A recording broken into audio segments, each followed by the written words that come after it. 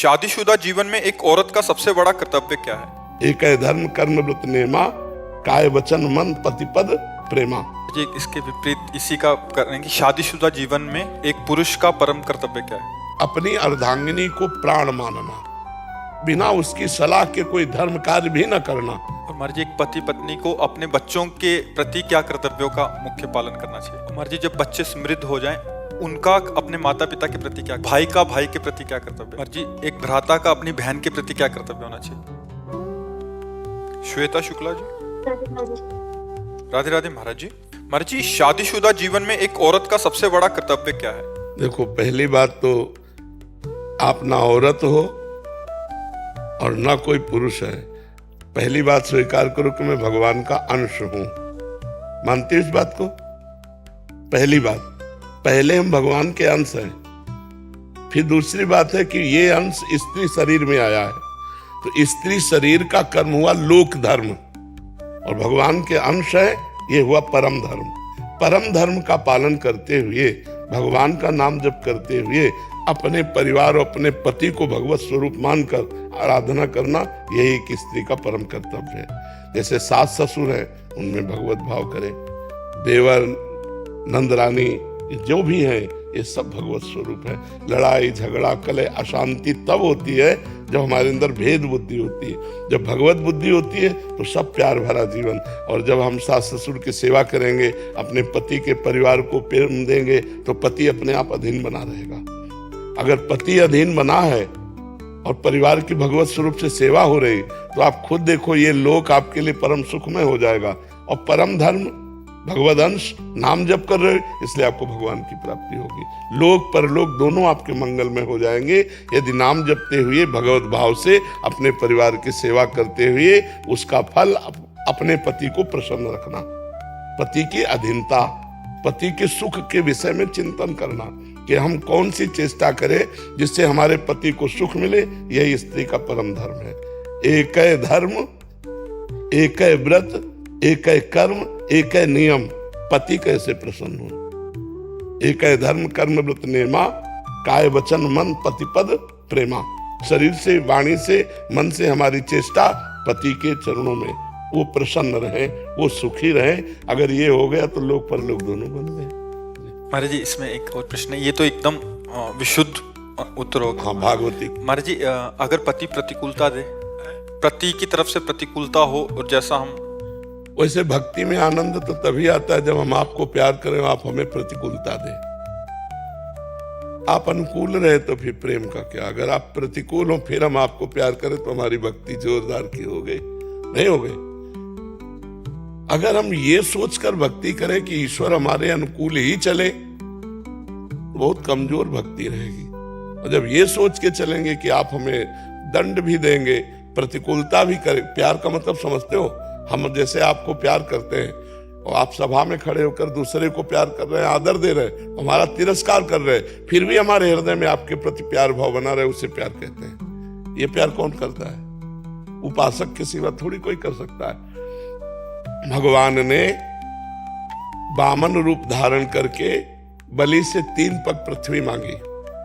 गुरुजी ने उनके मना किया कि ये कोई वामन और नहीं, भगवान श्री हरि है, ये अपना पैर इतना बढ़ा लेंगे कि तुम 3 पग दे ही नहीं पाओगे। तो उन्होंने गुरु की आज्ञा नहीं मानी कि अब भगवान जब मांगने आए हैं, ये अपने संकल्प से भी छीन सकते थे, ये अपने पार्षदों को भेजकर हमें मरवा भी सकते थे।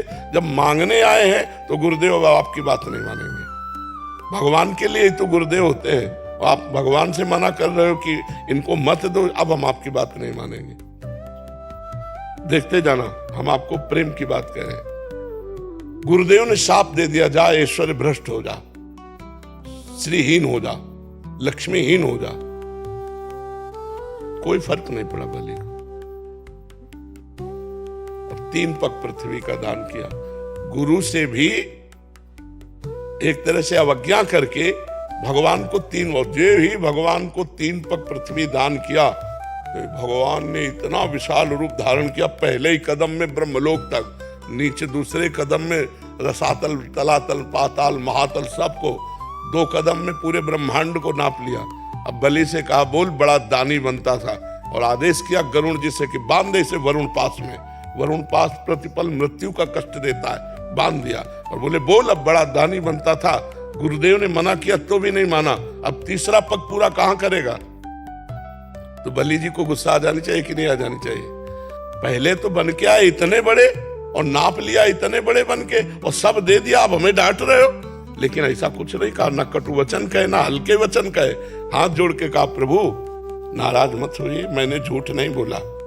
मैंने 3 पग पृथ्वी का दान करने को कहा तो नाथ 2 पग में संपत्ति नाप ली, तीसरे पग में संपत्तिवान को नाप लीजिए। हमारे मस्तक पर चरण रखिए प्रभु, आप तो करुणामय हैं, आप उसी रूप में आइए वामन रूप में, और तीसरा पग हमें नाप लीजिए।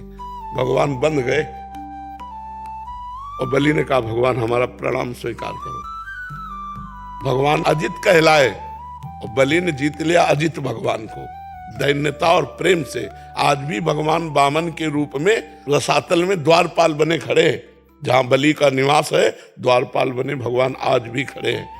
तो प्रेम तो वही है कि जब सर्वस्व कर ले और फिर हमें प्रतिकूलता मिले फिर भी हमारे भाव ना बिगड़े, तब तो प्रेम है। नहीं तो फिर प्रेम का मतलब क्या रह गया। प्रेम बहुत बड़ी वस्तु है।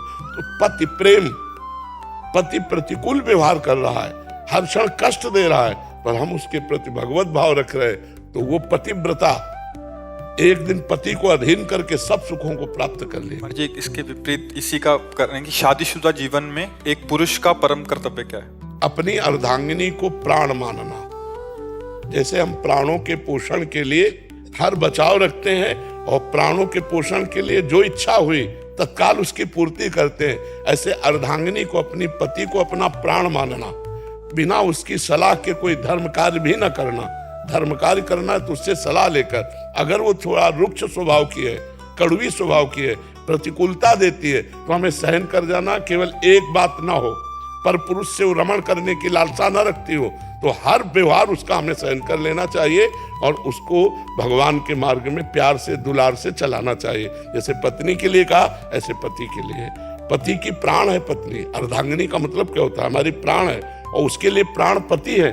दोनों जब ऐसे प्रियता से चलते हैं तब धर्म का निर्वाह हो जाता है और भगवत प्राप्ति के योग्य बन जाते हैं। और महाराज जी एक पति पत्नी को अपने बच्चों के प्रति क्या कर्तव्यों का मुख्य पालन करना चाहिए? हाँ, पति पत्नी को बच्चों के प्रति ऐसा कर्तव्य पालन करना चाहिए कि भगवान ने हमको ये बहुत बड़ी सेवा दी है।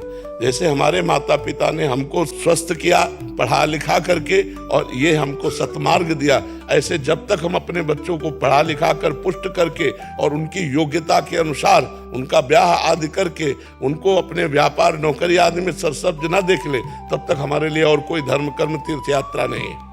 हम नाम जप करते हुए इतना रुपया कमाए, पढ़ाए लिखाए अपने बच्चों को, और जैसे हमें हमारे माता पिता ने समृद्ध बना दिया ऐसे हम बच्चों को समृद्ध बना के फिर चाहे वैराग्य लेकर के तीर्थ याटन करे और भजन करे तो उसे कोई दोष नहीं लगे। कुमार जी जब बच्चे समृद्ध हो जाएं उनका अपने माता पिता के प्रति क्या? बच्चों का सबसे बड़ा कर्तव्य है कि उनके लिए और कोई भगवान नहीं है।